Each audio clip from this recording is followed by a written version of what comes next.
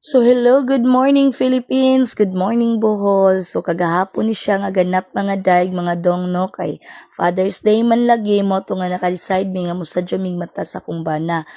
Ingon ani mi basta nay okasyon mo kasayod jud mig mata kay manggisabot man ming duha. So nakakuot og lubot akong bana kay Father's Day man. So mga daig mga dong, happy Father's Day ay sa mga amahan din ha nga mga buutan responsable og happy Father's Day pod sa mga amahan pod nga irresponsable og dibutan. Then doon na po'y mga inahan rabano nga mura ra gihapon sila amahan. So happy Father's Day pod nila kay sila may nagpakamahan sa ilang gipundar nga pamilya, mga anak. So doon na lang dyan po yung mga laki nga na nga mga irresponsable.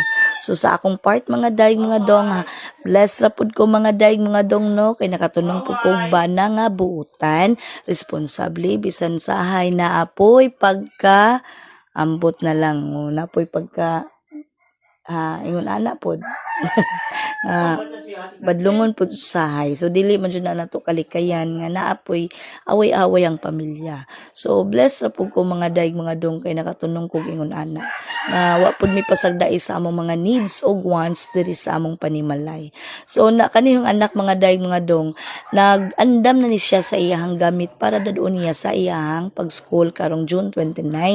Kay nag-boarding lagi ni siya dito sa Bilar. So fast forward hunahuna ako mga atab og magligo-ligo daw kuno kay init jud kuno kaadto. So amo sa raman pud ang gipapuno among mini swimming pool perting lipayaan ang gamay mga daig mga dong. So mao na siya among ganap kagahapon pag after that one kanta ra pud mi diri sa balay.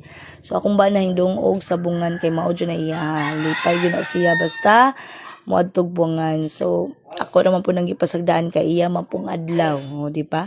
Ato sa pong tagaan og kalipayon atong bana kay di pud sa tanang higayon nga magsigi na lamang pong pangwarta, no?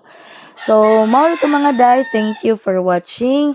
Have a nice day and God bless. Bye bye. Mwah mwah mwah mwah mwah.